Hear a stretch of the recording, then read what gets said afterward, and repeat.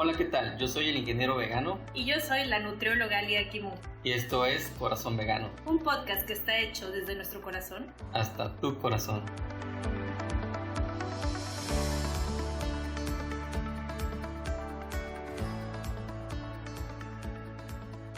Hola, ¿qué tal? ¿Cómo están? Yo soy el ingeniero vegano. Sean bienvenidas y bienvenidos a un episodio más del podcast Corazón Vegano. Tenemos una lista de temas que nos han sugerido y que pues ahí vamos poco a poco dándole a cada uno de ellos. Y un tema que nos solicitaron y que me llamó mucho la atención en lo personal fue el de la ética de la ingeniería con el medio ambiente o la ética medioambiental. Al principio me quedé pensando sobre este tema, cómo desarrollarlo, cómo entenderlo a la situación actual, cómo lo ven los filósofos y científicos en la actualidad y cómo podríamos encauzarlo para bien. Partiendo de que hay una gran necesidad en todos los niveles de las diferentes instancias educativas, pues no se hace énfasis en esto. Por ejemplo, pareciera que las universidades producen profesionistas a granel, que no son capaces de reconocer las necesidades que enfrenta nuestro planeta Tierra. Sabemos que no se ha logrado fomentar de manera consciente el respeto por la naturaleza, ni ha sido permeada a la sociedad de manera consistente.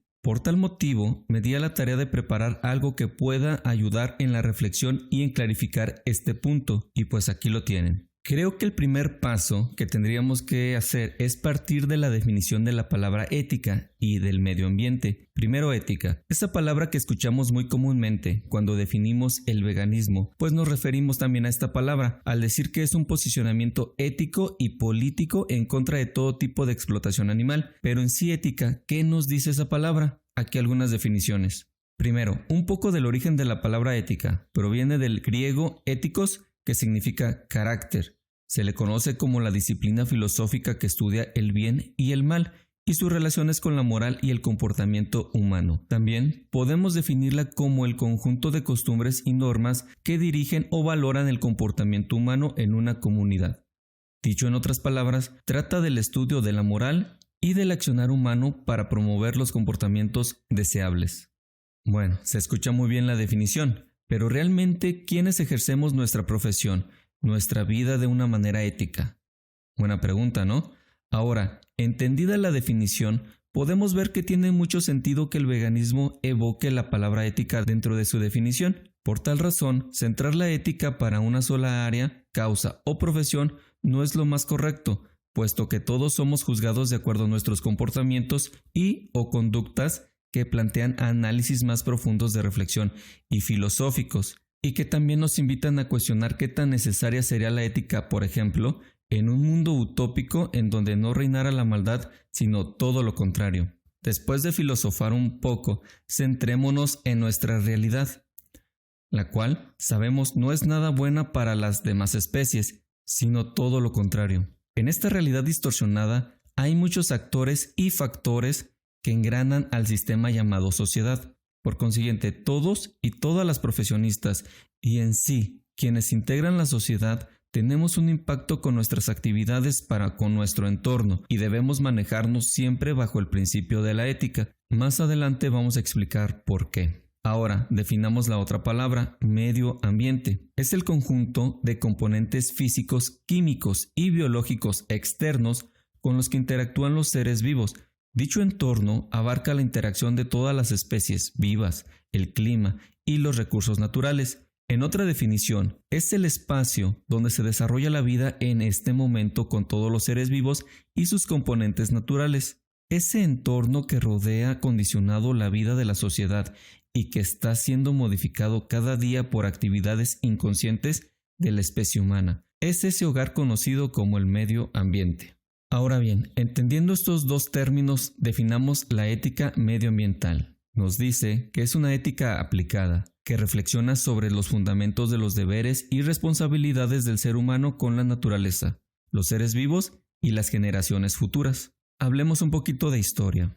Nos dicen que la primera vez que se comenzó a hablar de una ética orientada al cuidado y respeto del medio ambiente, indicando que el pensamiento moral debería ir más allá del ámbito de los intereses humanos, esto para incluir los intereses de los seres naturales no humanos, Fue en las conclusiones del libro de Memorias del ingeniero forestal norteamericano Aldo Leopold en 1949, al que tituló Land Ethics o Ética de la Tierra. Mientras que en los años 70, en el ámbito académico anglosajón se comenzó a utilizar la expresión Environmental Ethics, ya un término un poquito más común, para referirse a la nueva área de la ética aplicada. Y nos dice que esta expresión se consolidó a partir de una conferencia en la Universidad de Georgia, titulada Filosofía y Crisis Medioambiental, en 1971, y en la que se hacía eco de una preocupación por estos temas. Otro punto a recordar es que la primera conferencia de Naciones Unidas sobre el medio ambiente se celebró en Estocolmo en 1972. A partir de entonces, el concepto Environmental Ethics adquirió carta de nacimiento y se definió como un nuevo campo de la ética filosófica preocupada por la descripción de los valores que posee el mundo natural no humano y por la prescripción de una respuesta ética apropiada para asegurar la preservación o restauración de estos valores. Un tanto rebuscada la definición, ¿no lo creen? Pero para efectos prácticos dejémosla como ética medioambiental, que después veremos qué tan creíble en su definición realmente es. Ya para 1975, con la publicación del libro Liberación Animal de Peter Singer, se inicia el debate dentro de la Environmental Ethics sobre los derechos de los animales y el bienestar animal, también promovido por Singer. Tanto de la perspectiva utilitarista, de la igual consideración de los intereses morales de los seres vivos sintientes, hago un paréntesis en relación a la conducta utilitarista, que es la que se basa en la búsqueda de felicidad a nivel social, entre humanos obviamente. Por ejemplo,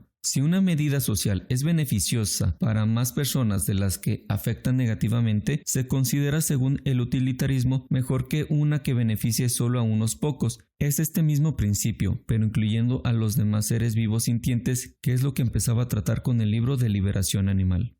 Mientras que por otro lado también la perspectiva de los derechos de los animales con conciencia de fines de Tom Regan, otro gran autor en los temas que tienen que ver con la liberación animal, es decir que apenas en el 75 las perspectivas de Singer y Regan empezaban a hacer un poco de eco en la inclusión de estas características inherentes a los seres vivos. Es decir, ellos decían, oye, si estás hablando de medio ambiente, si estás hablando de biología, estás hablando de seres vivos, de seres sintientes, tienes que incluir a las demás especies y debes de centrarte en el bien común de ellas, no solo de la especie humana. Pero bueno, esto no es nada nuevo. Ya desde fines del periodo de la Ilustración, que fue desde 1715 a 1789, ya había habido un esfuerzo en la inclusión de los demás animales. El pensamiento ético se preguntó si el criterio para considerar los intereses morales se limitaba solo a la capacidad de raciocinio propia de la especie humana. Así, el padre del utilitarismo, Bentham, sostuvo que lo esencial en la moralidad no es pertenecer a una especie determinada, sino ser un individuo con capacidad de placer y sufrimiento. De tal modo que los animales sintientes tienen tanto interés en no sufrir como cualquier miembro de la especie humana. Por lo tanto, merecen igual consideración moral que estos. Y este es el razonamiento que ha seguido, por ejemplo, la ética animal de Peter Singer. Si bien la ética medioambiental en sus distintas corrientes de fundamentación ha puesto hoy sobre la mesa la necesidad ineludible de contemplar más allá de los intereses presentes de los seres humanos, los debates de esta disciplina resultan muchas veces escolásticos, es decir, muy filosóficos y muy rígidos e infructuosos para enfrentar un cambio pragmático de la sociedad actual y su relación con la naturaleza, puesto que es un cambio en el metabolismo socionatural. Dicho en palabras más sencillas, el querer cambiar la forma de pensar de la sociedad en torno a la inclusión de las especies con las consideraciones de conciencia y derechos, buscando las formas y palabras para hacerlo, no es muy sencillo, pues es algo relativamente inédito dentro de la sociedad. Es algo que se había intentado, pero apenas se va concretando lentamente, pues se ve como un cambio de perspectiva y aceptación en toda la sociedad. Después de todo lo anterior, vamos siendo realistas y aterricemos los conceptos. Lamentablemente, las ideologías actuales creen que para desarrollar una ética medioambiental es necesario equilibrar un antropocentrismo ético moderado con un biocentrismo, es decir, buscar un equilibrio en ambos extremos. Por un lado, sabemos, el antropocentrismo dice que el hombre puede hacer lo que quiera en la naturaleza, mientras que por otro lado, el biocentrismo dice que con tal de cuidar la naturaleza no importa el hombre. Pero sabemos que eso nunca se ha logrado. La humanidad se ha encargado de dar más peso al antropocentrismo e inclinar la balanza a su favor. Siempre se termina dando preferencia a los humanos, dando por hecho que la primera obligación ética ecológica es garantizar la supervivencia humana y la dignidad de la vida humana actual y futura, puesto que lo primero en verse afectado por la crisis socioecológica es el proyecto civilizatorio humano, con todos sus logros y riquezas culturales, científicas, éticas y políticas. Por lo demás, teniendo en cuenta que la vida planetaria, pese a los impactos ambientales humanos, seguirá adelante en su proceso evolutivo, como se pueden dar cuenta, es totalmente especista el pensamiento que se tiene actualmente. También llaman al actuar humano en pro al medio ambiente, pero solo por conveniencia de la preservación de la misma especie y no de las demás. Todo esto según la teoría especista del filósofo Hans Jonas, bajo el principio de responsabilidad, como cuidado por el ser vulnerable, que comprende a las generaciones futuras y a la entera biosfera.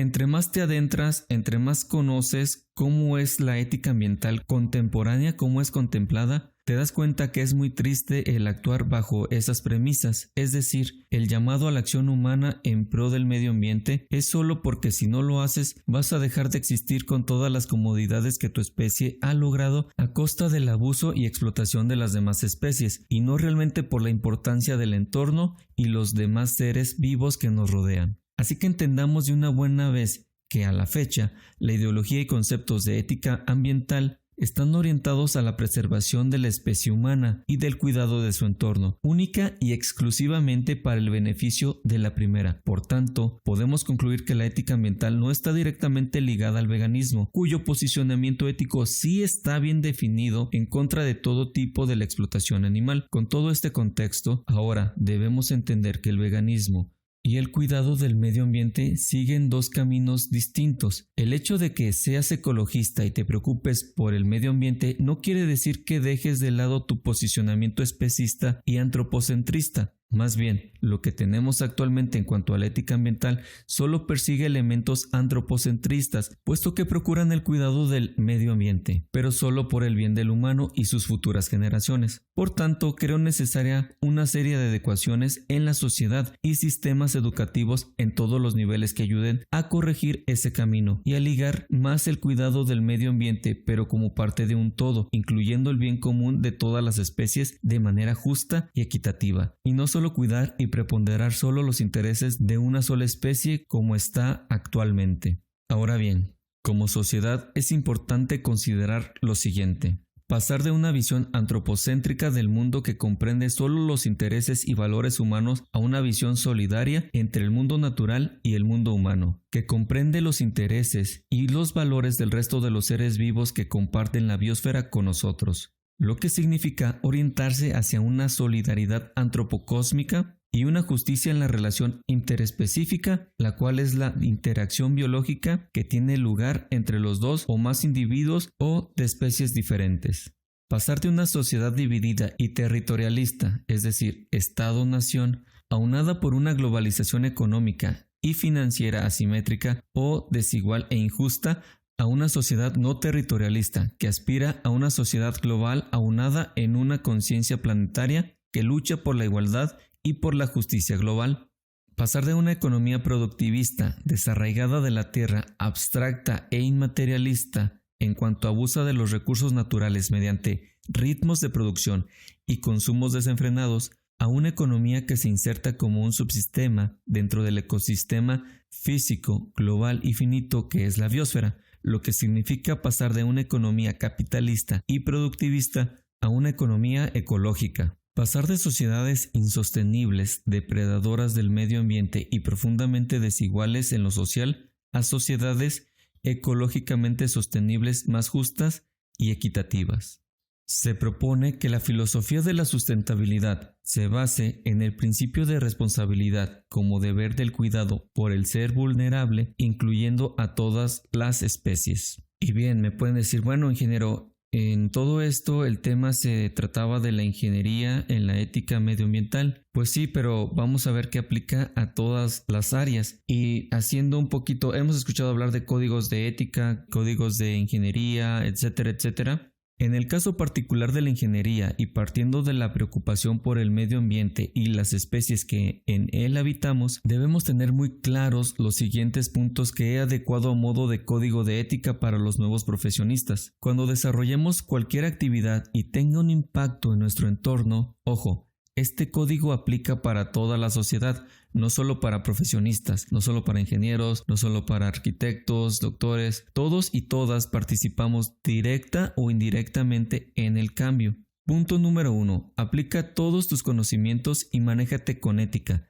Pon toda tu creatividad, coraje, entusiasmo y dedicación para obtener resultados que contribuyan a proteger y preservar el medio ambiente, sus recursos naturales y todas las especies que en él habitan. Punto número 2. Esfuérzate para alcanzar los objetivos beneficiosos de tu trabajo, con el menor consumo posible de materias primas y energía, y con la menor producción de residuos y cualquier clase de contaminación. 3. Discute en particular las consecuencias de tus propuestas y acciones, directas o indirectas, inmediatas o a largo plazo, sobre el impacto ecológico e interespecie. Sé un agente de cambio, desarrolla y promueve siempre energías renovables.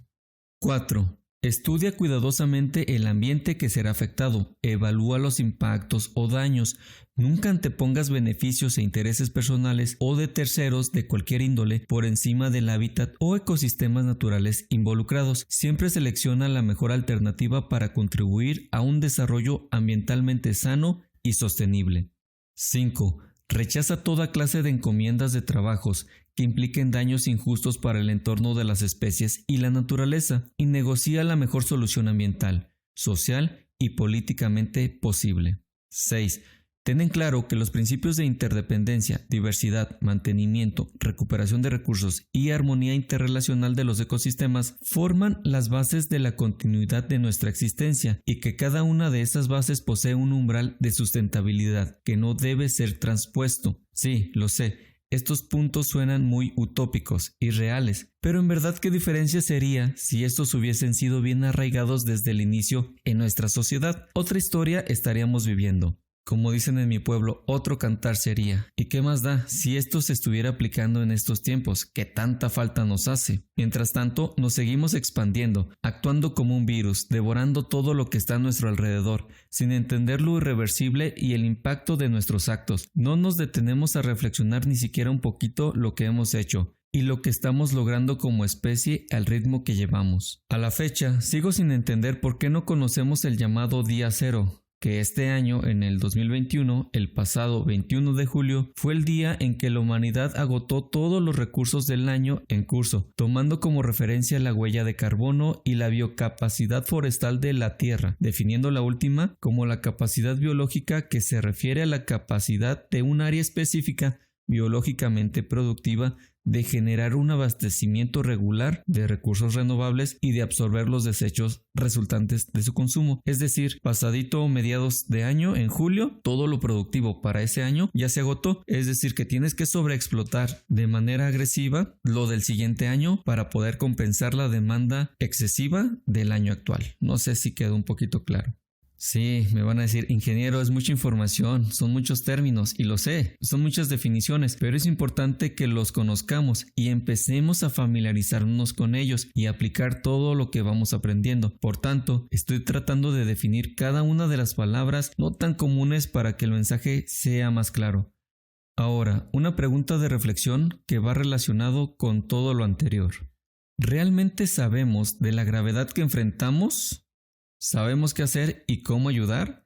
¿Siquiera entendemos un poquito lo que está pasando o ni al caso? Ni siquiera nos damos por entendido qué es lo que está sucediendo. Conceptos como el de calentamiento global y sus diversas consecuencias, que demandan un cambio rápido a fuentes de energía verdes y dejar por un lado los combustibles fósiles, así como un cambio de hábitos en nuestra alimentación, la necesidad de familiarizarnos con conceptos como sustentabilidad y sostenibilidad, que rápidamente voy a definir. Por ejemplo, podemos definir sustentabilidad como la capacidad de hacer uso de recursos naturales sin producir mayores daños a la naturaleza y a la capacidad de reproducción y reabastecimiento de estos recursos en el tiempo. Y sostenibilidad le llamamos a la cualidad de especialmente las características del desarrollo que aseguran aseguran las necesidades del presente, sin comprometer las necesidades de futuras generaciones y sin agotar los recursos o causar grave daño al medio ambiente. Las defino porque a veces hay una cierta confusión entre las palabras sustentabilidad y sostenibilidad.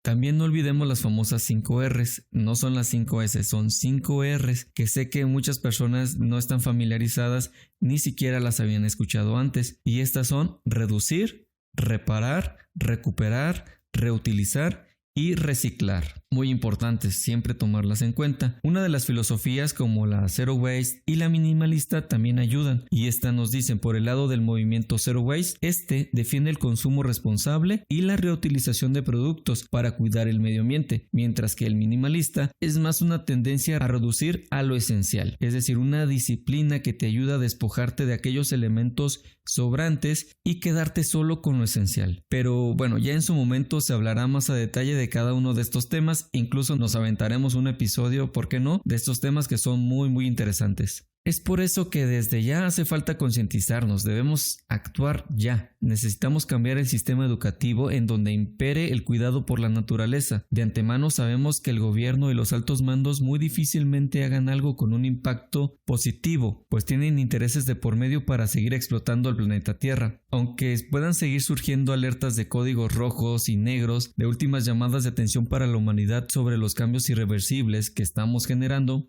pero todo eso no es excusa. No esperemos a que las nuevas generaciones se hagan cargo. No es su culpa que les hayamos dejado un basurero para vivir. Seamos el cambio que queremos ver. Sé tú el cambio que quieres ver. Haz tu parte, haz la diferencia. Me recordó la fábula del colibrí, que es un tanto antropomorfista, pero ayuda a explicar esta situación. Les recomiendo la busquen, es muy corta pero muy reflexiva. Así como el colibrí, estamos en un incendio y parece ser que a nadie le importa, pues nadie hace nada para apagarlo. Como el colibrí, él puede hacer su parte, pero necesita que los demás hagan la suya. Haz tú tu parte. Ya para cerrar, me gusta mucho una frase de la tribu Cree que dice: solo después que el último árbol se ha cortado, solo después que el último río haya sido envenenado, solo entonces nos daremos cuenta que no nos podemos comer el dinero. Y una más que dice: ¿eso de medio ambiente es porque ya nos hemos acabado la mitad? Querida tribu, estamos viviendo la 6ª extinción masiva de especies, nos guste o no, y no pasa nada. Seguimos igual, pasan años y estamos peor. Partamos de que somos solo invitados en el planeta Tierra y solo estamos de paso. Que este tiempo que estamos aquí sea para aprender y cuidar de él, no para destruirlo. Respetemos a las demás especies y no afectemos los ciclos naturales. Seamos conscientes y vivamos en armonía, que ya mucho mal hemos hecho. He ahí la reflexión y hasta aquí el episodio del día de hoy, que fue una de las peticiones de la tribu. Y espero que les haya gustado. Me hizo reflexionar mucho sobre la situación que tenemos actualmente y cómo es que seguimos cerrados en estos conceptos. Creemos que el decir medioambiental ya estamos ayudando a un todo, a la vida, pero no está siendo íntegro para las demás especies. Realmente nos estamos quedando cortos en el actuar. Quiero agradecer por sus comentarios y muestras de apoyo a nuestro trabajo que hacemos con mucho amor. Recuerden que tenemos el grupo del podcast Corazón Vegano en Facebook. Ahí nos pueden seguir solicitando temas como este y cualquier duda que tengan, cualquier sugerencia, ahí estamos a la orden. Y sin más que decir, nos escuchamos pronto.